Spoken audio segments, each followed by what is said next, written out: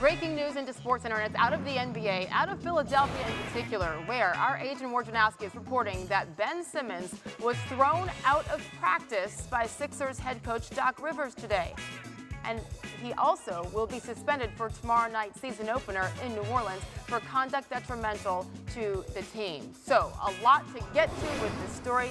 Agent Wojnarowski is going to be joining us in about 5 minutes here on SportsCenter. But again, take a look. This means he is out definitely for tomorrow's game against the Pelicans. If things end there, then he should be returning for their home opener, which is against the Brooklyn Nets on Friday, an ESPN game. So we will see what happens. But Matt Barry, Sage Steele back with you here with our half-hour headlines. And it's so fascinating. Oh, Tim Legler's joining us now? Oh, good. Let's go to Tim because, hey, you know Philadelphia better than anybody. You live right there. And I know how closely you have followed this story with Ben Simmons. When you hear conduct detrimental, Doc Rivers throwing Ben Simmons out of practice today, you say what?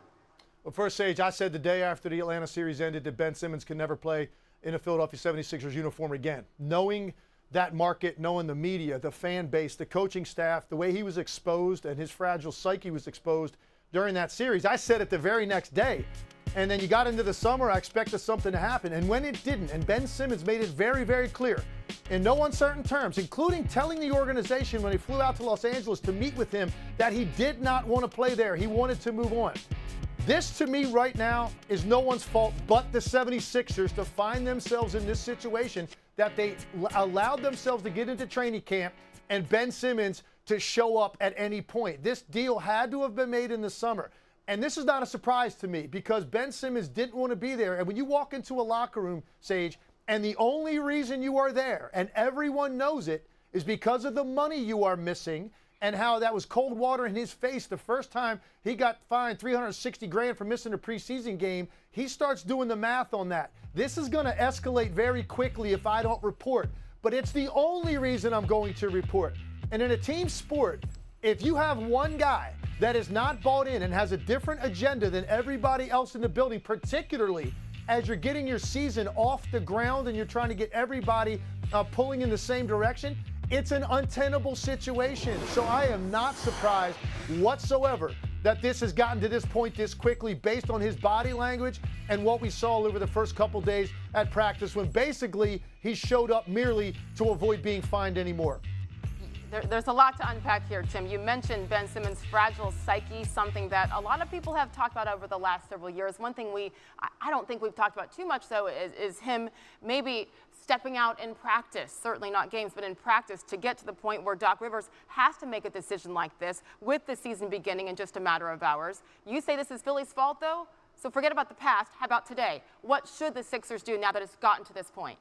Oh, well, no, now you don't have a choice. I mean, yes, the Sixers are doing the right thing, but you're never in this situation if you move Ben Simmons over the course of the summer or certainly before training camp starts. But once he's in practice and he's completely disengaged, and we saw a little bit of video of him, there was a team huddle. He's back off to the side dribbling a basketball, and as soon as they break, he bolts out of the gym. There's clips of him sliding around defensively, sort of half-heartedly with a cell phone in his pocket. I don't know what happened, yesterday or today or whenever this incident happened, and there will obviously be more information coming out on that. But if you're Doc Rivers, you can't have that in the gym. You cannot have that kind of negative energy in the gym, particularly from a guy that is one of your best players. It just can't be. Ben Simmons made it known to everyone, I do not want to play for that organization again.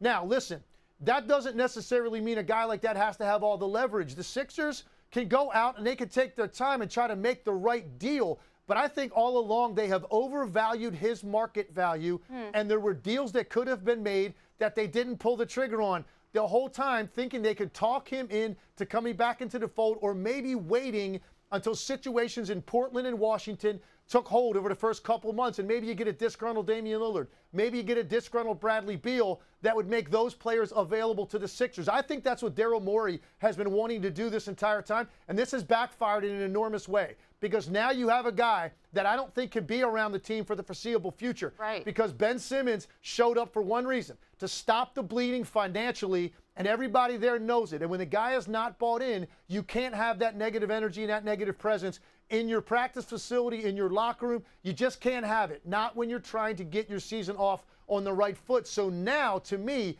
This is more of a buyer's market for this for other teams around the league than it's ever been, because the Sixers have to move this guy.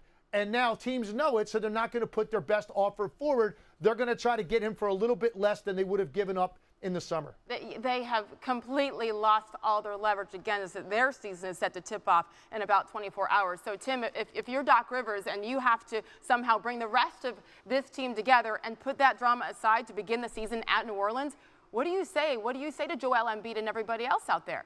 Well, first of all, Sage, I'm going to back up. If I were Doc Rivers, I am going in and meeting with Daryl Morey 24 hours, 48 hours after that last game and saying, listen, we have to do something here. We've got to move on from this. We've got to move on from this, because what Doc Rivers saw was a guy that at a key position, maybe the most important position in the NBA, a position that almost every team in the league has firepower at, as a scorer, saw a guy refuse to take a field goal in 5 fourth quarters in a 7-game series. We saw, obviously, the infamous play when he didn't take the dunk over Trae Young and instead kicked it out to Matisse Thybulle. That, to me, was like the signature moment that Doc Rivers had to say to himself, and that's why he was so brutally honest 15 minutes after a loss. He went out there and he was shocked. I don't know how to answer that question about moving forward with Ben Simmons. You don't see coaches do that. The reason was because it was so shocking to Doc Rivers, what he had just witnessed. It was shocking to Joel Embiid. That's why he commented on it. So if I'm Doc Rivers, it never gets close to this point. And that's the question you hit me with. If I were Doc Rivers, this would have been insisted upon over the course of the summer. Let's get back as much as we can now before we get closer to the season and people know we're now in a situation where we're eventually going to be forced to move him. Let's be proactive about it right now. But for the foreseeable future, I don't see Ben Simmons' attitude changing, and I don't see the Sixers really being allowed to have him around their team. It's just not the way you can start a season, and I think the Sixers have really put themselves in a very difficult position now by letting it go this deep. Thanks for watching ESPN on YouTube. For live streaming sports and premium content, subscribe to ESPN+.